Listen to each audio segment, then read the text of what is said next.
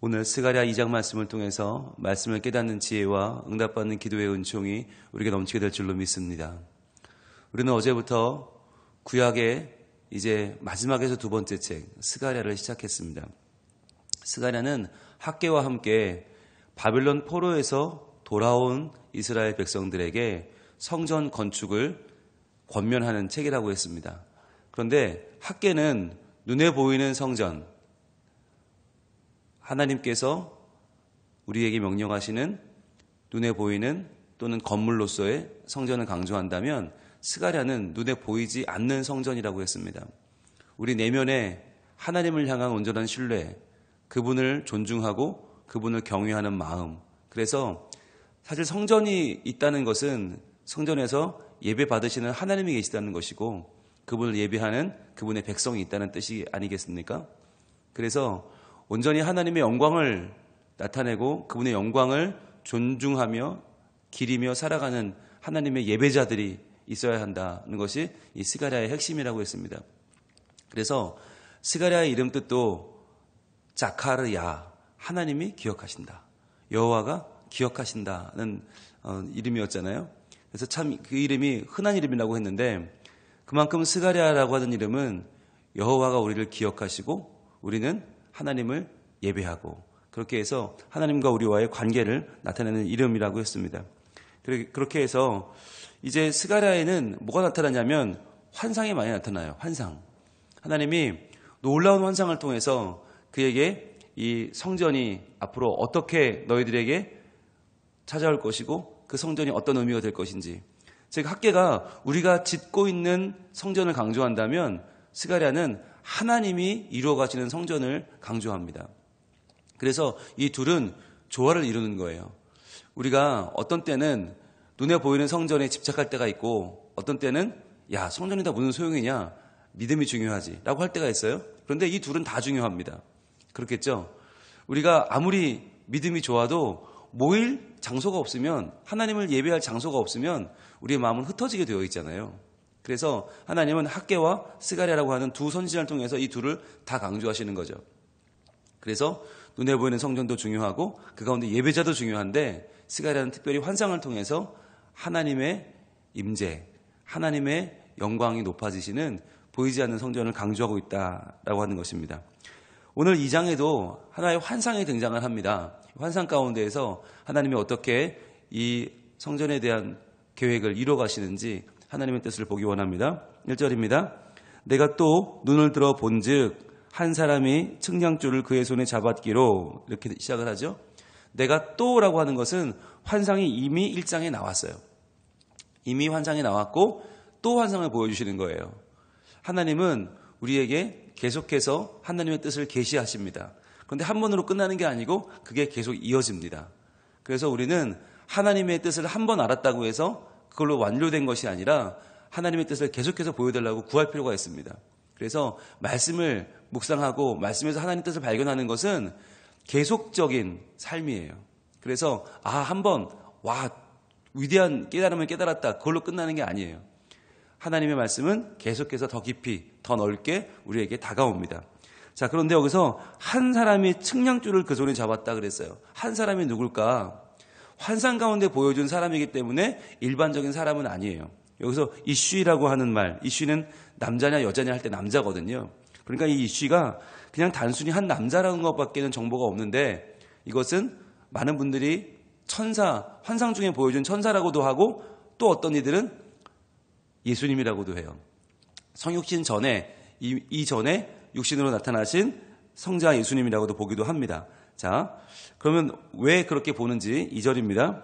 내가 어디로 가느냐 물은즉, 자, 그 사람한테 물은 거예요. 어디로 갑니까? 라고 스가랴가 물었더니 그가 내게 대답하되 예루살렘을 측량하여 그 너비와 길이를 보고자 하노라 하고 말할 때에 그랬어요. 자, 그 천사인지 예수님인지는 아직 확실하지 않지만 그가 뭘 한다고요? 예루살렘을 측량한다고요. 그 너비와 길이를 보고자 하노라 이렇게 말을 합니다. 여러분, 예루살렘을 측량한다는 말은 뭐예요? 뭐가 시작된다는 거예요? 건축이 시작된다.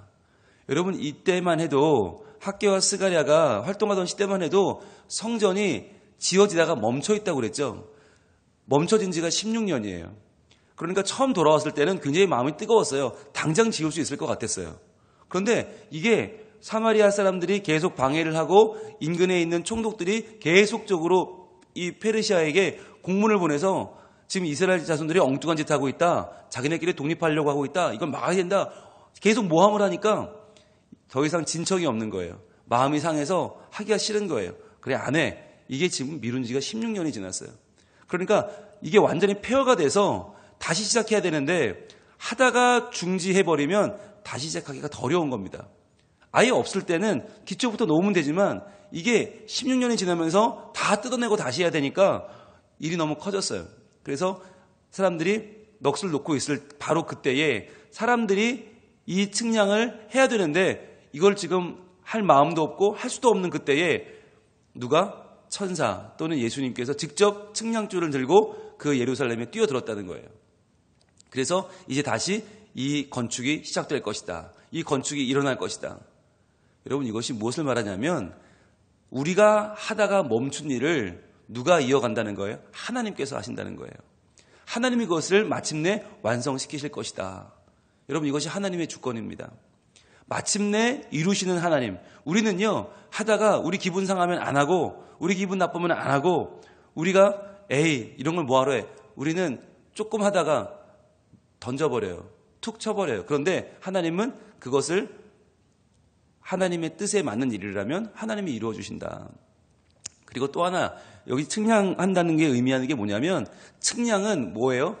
정확하게 현재 넓이와 길이가 어떤지를 재본다는 얘기죠. 여러분 하나님의 성전이 일어난다는 것은 이루어진다는 것은 뭐예요?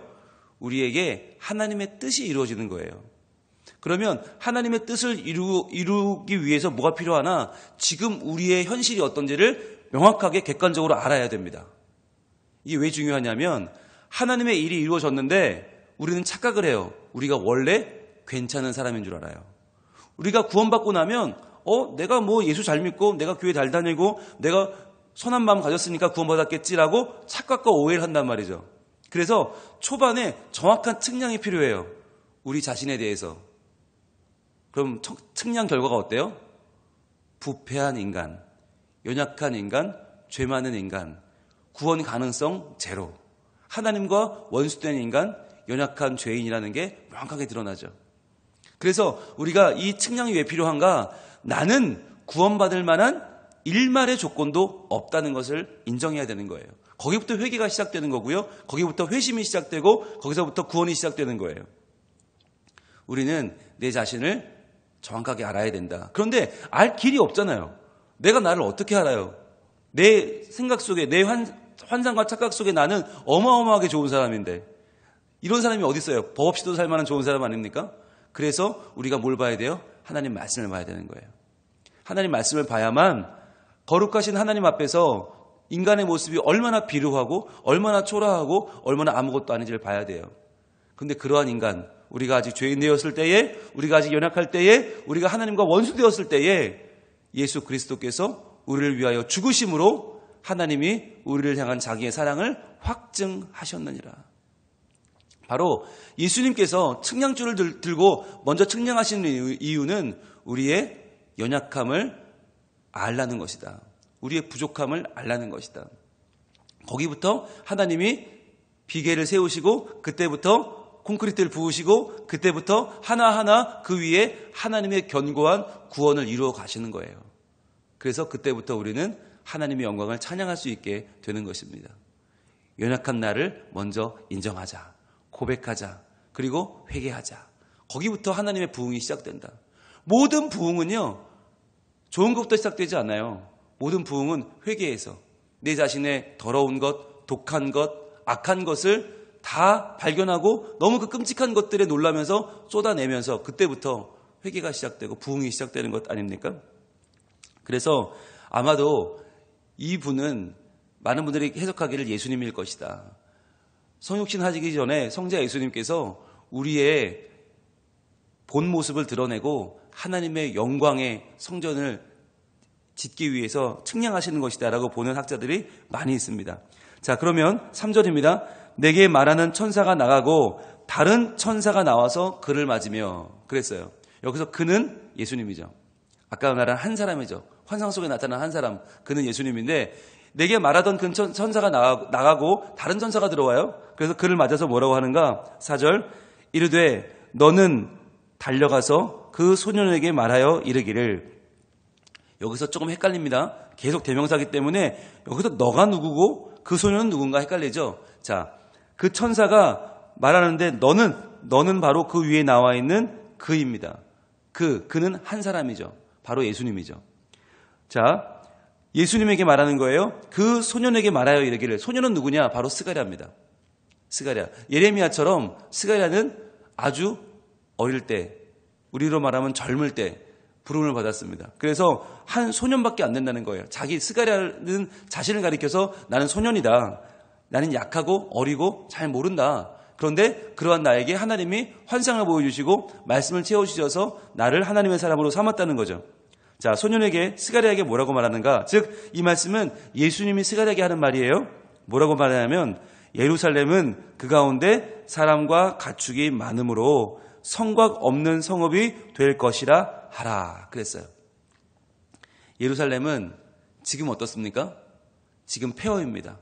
지금은 잡초만 무성해요. 아무것도 없어요. 짓다만 흉측한 건축물밖에 없어요. 다 뜯어내야 돼요. 다 다시 시작해야 되는데 그 예루살렘의 꿈을 보여주는 거예요. 즉 하나님 나라의 꿈을 보여주는데 그 꿈이 뭐예요? 사람과 가축이 많으므로 성곽 없는 성읍이 될 것이다. 여러분 여기서 성곽 없는 성읍이라고 하는 말이 페라자라고 하는 단어인데 이 단어가 사실은 이 당시에 상상할 수가 없는 이 단어예요. 구약에 딱 2번밖에 안 나와요. 그만큼 상상조차 어려운 단어. 왜냐하면 여러분 이 당시에 성곽이 없는 성읍을 상상할 수가 없어요. 성곽이 없으면 적이 침입해서 다 빼앗아가고 다 죽일 텐데 어떡해요?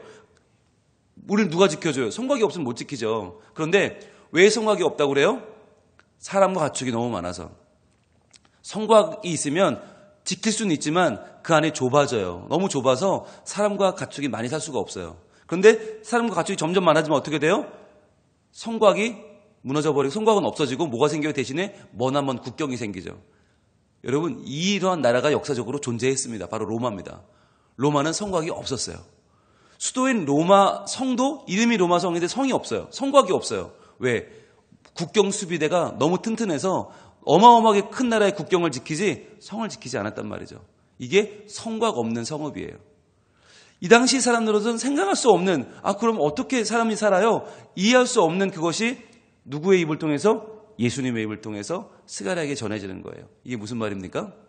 지금 너희가 보는 것은 폐허지만 아무것도 없지만 여기에 하나님은 너무나 사람과 가축이 많아서 성곽이 없어질 만큼 그렇게 평화로운 나라, 그렇게 아름다운 하나님의 국가를 세우실 것이다.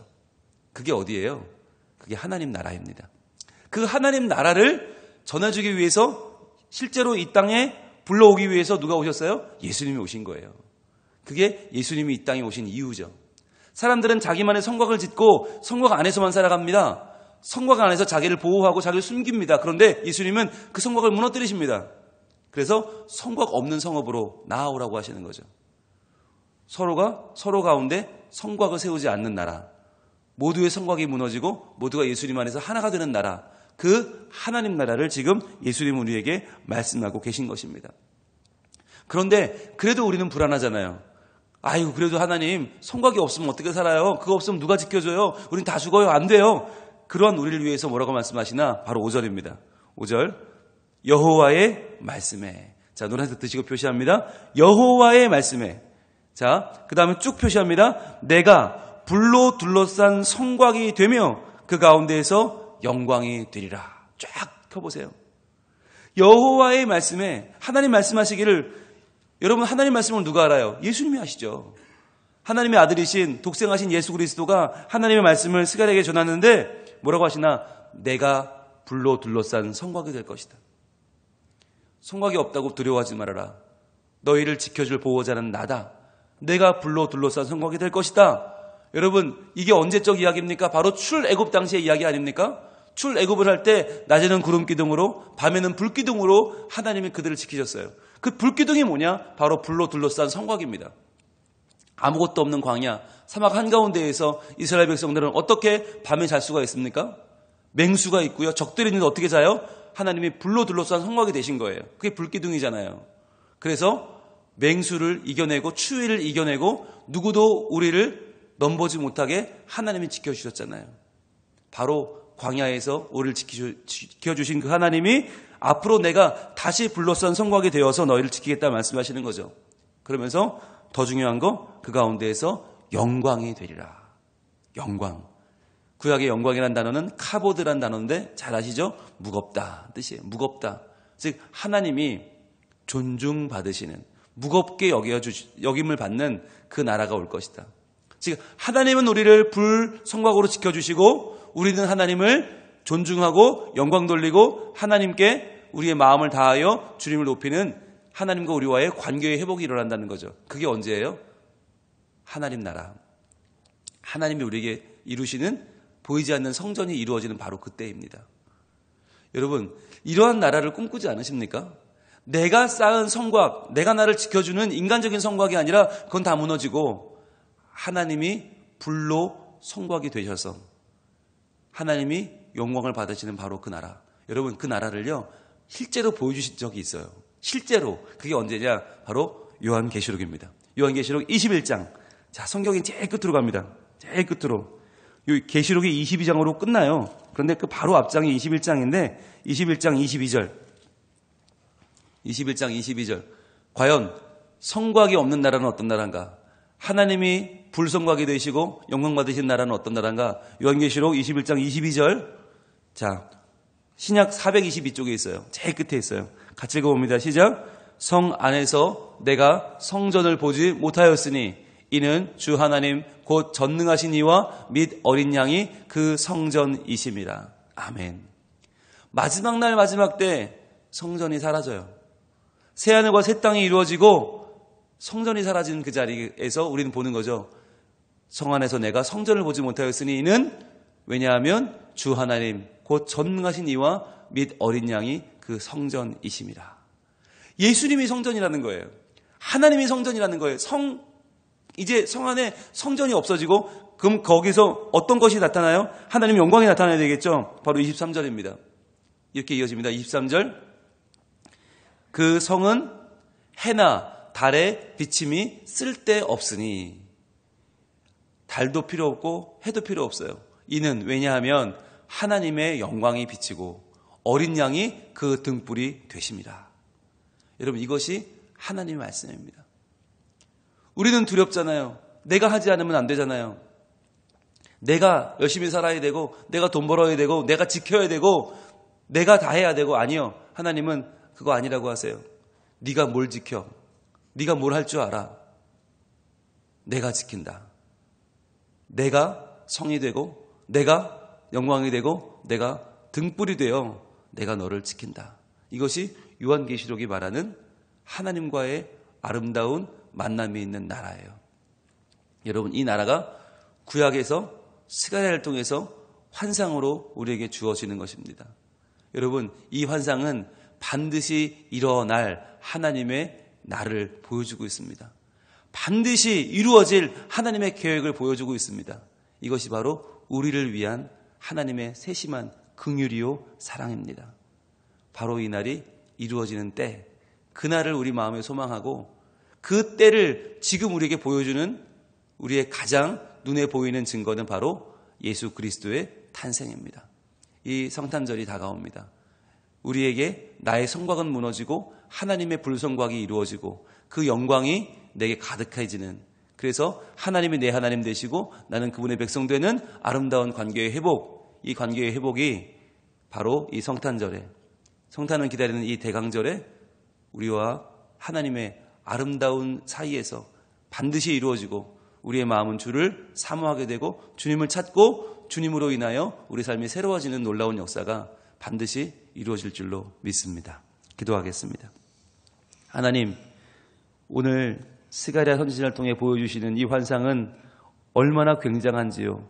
예수님이 직접 우리의 현재의 마음 상태를 측량하시고 우리의 연약함과 부족함과 우리의 악독함을 명확하게 보이시고 그러면서도 그것으로 인하여 망하게 두지 아니하시고 우리 마음속에 보이지 않는 성전을 지으셔서 이제는 성곽이 없는 하나님이 우리를 지켜주시는 우리의 욕심과 아집은 무너지고 하나님의 사랑만이 우리와 함께하는 놀라운 나라를 보게 하시니 감사합니다.